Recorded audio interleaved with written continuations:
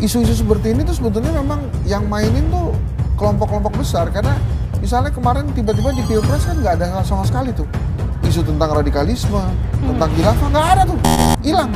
Tapi sekarang tiba-tiba pada saat Pilkada Jakarta ini begini nih, ada kecenderungan salah satu paslon akan menang, ini kok tiba-tiba muncul lagi nih isu-isu khilafah dan radikalisme. Iya.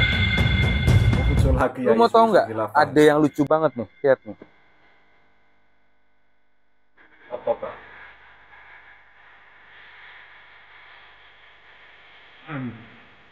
Ya sebenarnya pendek aja gitu, sebenarnya kan tujuannya hanya cari perhatian gitu ya. Karena sebagai menteri seharusnya juga nggak mensibukkan dirinya Marwarar ya. seperti itu, ya kan. Ya harus sibuknya bagaimana caranya perumahan rakyat miskin khususnya, ya kan, rakyat-rakyat yang ada di rumahnya atau tanahnya digusur di proyek strategis nasional. Oke teman-teman, Assalamualaikum warahmatullahi wabarakatuh. Bertemu lagi dengan saya di channel Mas Maula teman-teman ya. Kali ini ya, kembali lagi ada isu-isu yang cukup hangat yang dulu pernah terangkat ya. Isu khilafah. Kemarin dikatakan tadi kita sama-sama mendengarkan, waktu Pilpres sudah tidak ada. Akan tetapi akhir-akhir ini ya, di Pilgub Jakarta ini kembali lagi muncul ya isu-isu itu. Oke teman-teman, tidak perlu panjang lebar, mari kita simak videonya, video yang lumayan viral-viral ya, tentu saja masih berkaitan dengan Pilkada Jakarta. Kalau dua putaran terjadi, ini pertarungannya akan keras sekali karena kekuatan PDI Perjuangan di seluruh Indonesia mungkin akan berkonsentrasi memenangkan Pram dan Mas Dul gitu ya. Sementara kekuatan Kim Plus juga begitu.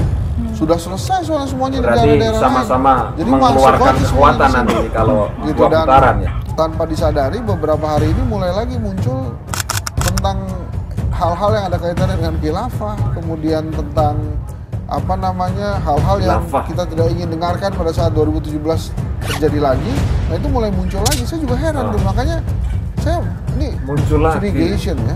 Isu-isu seperti ini tuh sebetulnya memang yang mainin tuh kelompok-kelompok besar, karena misalnya kemarin tiba-tiba di Pilpres kan nggak ada sama sekali tuh isu tentang radikalisme, tentang khilafah, nggak ada tuh, hilang.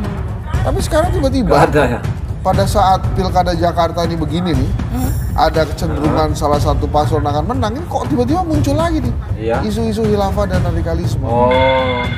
Muncul kembali. Persoalannya isu itu, apa? Ya? Kenapa kok bisa sekarang ini 39 apa 4? Ya kita dengerin teman-teman Kim Plus ini kalahnya sampai hari ini ya, sampai detik ini masih 10%-an bedanya. Itu karena strategi.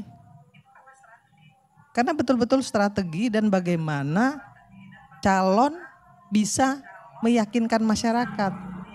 Bagaimana Rano Karno yang punya banyak fans, nggak ada yang nggak kenal sama si Dul, walaupun dia bukan orang Betawi. Bapaknya Padang, ibunya Jawa Tengah, bukan Betawi loh bang. Oh ternyata bukan asli anak Betawi, itu cuma di film teman-teman. Tapi ternyata dia bisa memenangkan konsentrasi politik yang demikian keras di Jakarta ini. Ya, kalau saya terus terang saya mengapresiasi itu.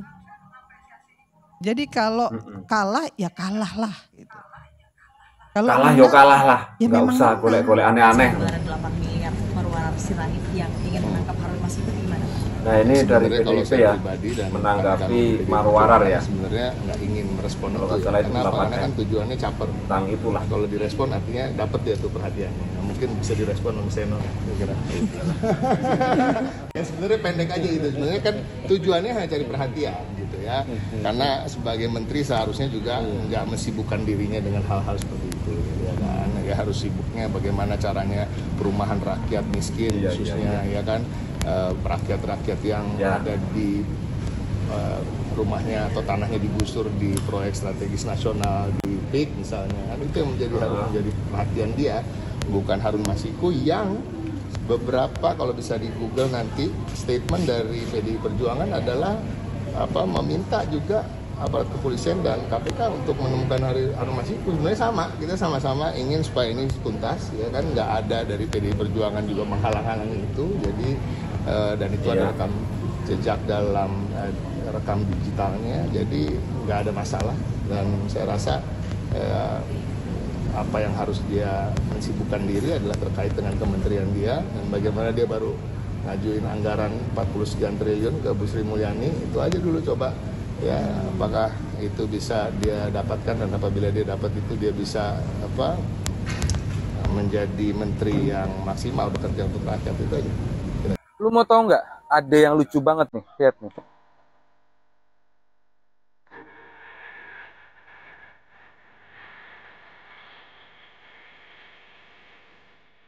Halo adminnya Divisi Humas Polri. Ini gue cuman mau mengingatkan doang. Pimpinan tertinggi kamu saat ini adalah Presiden Prabowo Subianto. Dah, gitu aja. Gue cuman mau ingat aja. Selebihnya gue rasa lu tahu apa yang harus dilakukan. Apa lu? Kalau ada upaya menjegal suara Pramono Anung dan Rano Karno, bukan tidak mungkin akan terjadi reaksi yang luar biasa dari rakyat Jakarta. Kita sudah capek, lelah, muak menghadapi kelompok-kelompok yang selalu ingin menang, selalu ingin merekayasa, selalu ingin meraih kemenangan dengan berbagai cara. Jangan sampai rakyat ini dipeluk kutu, diperdaya terus-menerus. Semut aja kalau diinjek bisa beruntak, apalagi marah, semut gigit ya. Berdasarkan hasil quick count Pilkada Jakarta 2024 yang dilakukan Litbang Kompas, paslon nomor urut 1 Ridwan Kamil Suswono memperoleh 40,02% suara, paslon nomor urut 2 Dharma Pungrekun Wardana 10,49%, dan paslon nomor urut 3 Pramono Anung Rano Karno 49,49%. Meski hasil ini menunjukkan persaingan ketat, keputusan akhir terkait apakah Pilkada Jakarta 2024 akan berlangsung 1 atau 2 putaran menunggu perhitungan resmi dari KPU. Merujuk aturan, Pilkada Jakarta digelar 2 putaran apabila tidak ada paslon yang meraih suara di atas 50% sebagaimana diatur dalam peraturan KPU nomor 6 tahun 2016. Lantas, kapan Pilkada Jakarta 2024 lanjutan jika ada putaran kedua? Dalam keputusan KPU Jakarta nomor 29 tahun 2024, putaran kedua Pilkada Jakarta bakal digelar pada Rabu 26 Februari 2025. Putaran kedua bakal dihelat setelah KPU melakukan perhitungan suara dan rekapitulasi hasil penghitungan suara. Putaran pertama pada Rabu 27 November 2024 hingga Senin 16 Desember 2024. Sebelum putaran kedua digelar, KPU akan menetapkan gubernur dan wakil gubernur yang akan mengikuti pemilihan tahap kedua pada Selasa 7 Januari 2025. Tahapan tersebut dilanjutkan dengan pembentukan dan atau pengangkatan kembali badan ad hoc penyelenggara pemilihan pada Selasa 7 Januari 2025 hingga Rabu 12 Februari 2025. Selanjutnya paslon akan diberikan waktu untuk berkampanye mulai Minggu 2 Februari 2025 hingga Sabtu 22 Februari 2025. Jika terjadi 2 putaran, pastikan Anda di pihak yang menang. Kalau saya menduga, ini kekuatan emak-emak di Jakarta ini nggak main-main. Kalau terjadi sesuatu di Jakarta, itu yang dari daerah itu Mas Hersu itu akan datang bantu logistik. Walaupun mereka tidak memiliki suara, mereka akan ikut menjaga secara sukarela begitu ya. Terus kemudian ya kita tahu yang dari daerah ada yang mengirimkan kopi sampai rendang bertonton begitu kan. Sudah terjadi berkali-kali ketika 2017 begitu ya itu terjadi. Kemudian kemarin ketika Pilpres itu kembali terjadi, mereka datang ke Jakarta begitu dan dengan membawa banyak makanan logistik begitu kan, banjir logistik berupa makanan ya, bukan berupa uang begitu, dan mereka membuka dapur umum dan sebagainya. Dan ini bisa lagi terjadi kalau seandainya sosok Anies ini juga menjadi pendukung yang dominan juga, karena kita tahu hari kemarin selama masa tenang saja itu kan viral betul Mas Helsu di bagaimana Anies ini tidak seperti cara Pak Prabowo begitu ya, yang surat dukungan dari Prabowo Subianto itu beredar viral walaupun sudah dikatakan bahwa dibuat sebelumnya sebelum masa tenang, tapi beredarnya tanggal 25 kok itu begitu kan. Sebelumnya tanggal 24 itu tidak ada begitu. Dan kemudian sementara cara dari Anies dan Pramono Anung ini adalah mengisi masa tenang dengan pergi ke bioskop. Hari berikutnya Rocky Gerung datang ke rumah Pramono Anung ketawa-ketawa, tapi kemudian beritanya menjadi viral kemana-mana begitu. Dan sesudahnya pada kemarin pagi, sesudah mencoblos, itu kan beredar suara Anies. Beredar masif gitu di WA, berupa rekaman suara seperti voice note begitu. Tapi dia tidak mengarahkan untuk mendukung Pramono Anung. Tapi dia mengarahkan, meminta supaya warga Jakarta, ayo coblos, datang ke TPS, berikan suaranya, jangan sampai itu tidak digunakan. Karena sayang, seperti itu. Tapi itu membuat orang tergerak begitu, yang tadinya mungkin sudah mendukung Pramono dan Rano tapi malas pergi ke TPS karena sudah merasa menang kok begitu ya. Akhirnya mereka pergi ke TPS dan sudah tahu begitu kalau Anies yang meminta tanpa dia suruh mencoblos siapa, ya itu artinya suaranya akan diberikan kepada Pramono. Jadi saya rasa kalau seandainya pun 2 putaran ini akan habis-habisan rakyat Jakarta sih Mas. Undang-undang pilkada terbaru hanya Jakarta saja yang punya kesempatan untuk 2 putaran. Sementara pilkada di daerah-daerah lain itu tidak ada 2 putaran. Jadi siapa yang paling tertinggi, angkanya, jumlahnya itu yang menang. Sementara di Jakarta, kalau tidak mencapai 50% plus 1, maka harus ada 2 putaran. Yang jadi pertanyaan, bagaimana cara menghitung 50% plus 1? Yang harus diketahui teman-teman, bahwa 50% itu adalah jumlah persen, sementara 1 itu 1 suara. Jadi bukan 51%, tapi 50% dari jumlah plus 1 suara. Maka ia disebut sebagai pemenang.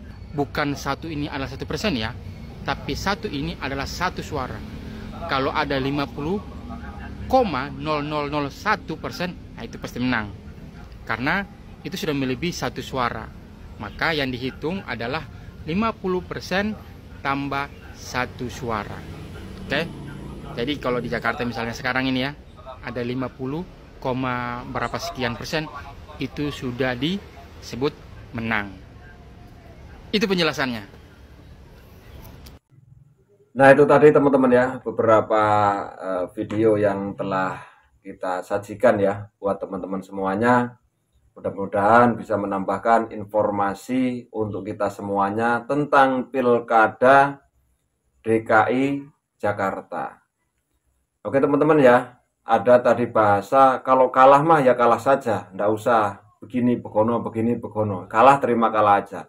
Kalau menang ya menang gitu kan ya. Tapi kita nggak tahu ya, karena kita itu orang desa, bukan siapa-siapa. Kita cuma mau mendengarkan informasi-informasi yang beredar di media sosial ataupun di televisi. Ya tapi memang benar, kalau seandainya kalah ya sudah, kita harus menerima kekalahan tersebut. Kalau seandainya pemimpin-pemimpin itu menang, siapapun yang terpilih, ya itu wajib itu hukumnya untuk membuat rakyatnya itu menjadi lebih sejahtera. Jangan sampai ketika sudah terpilih lupa, terlalu nyaman, kan begitu ya. Sebagai masyarakat kecil ya, pastilah menyuarakan suaranya itu, mereka itu ingin mendapatkan seorang pemimpin yang amanah ya. Ya, yang mau memikirkan masyarakatnya, tidak memikirkan diri sendiri. Ada nggak sih pemimpin yang memikirkan dirinya sendiri? Ya kita tanyakan kepada diri kita masing-masing ya. Oke teman-teman ya, itulah tadi beberapa informasi yang telah saya kumpulkan ya. Oke, terima kasih. Kalau ada salah kata mohon maaf yang sebesar-besarnya. Wassalamualaikum warahmatullahi wabarakatuh.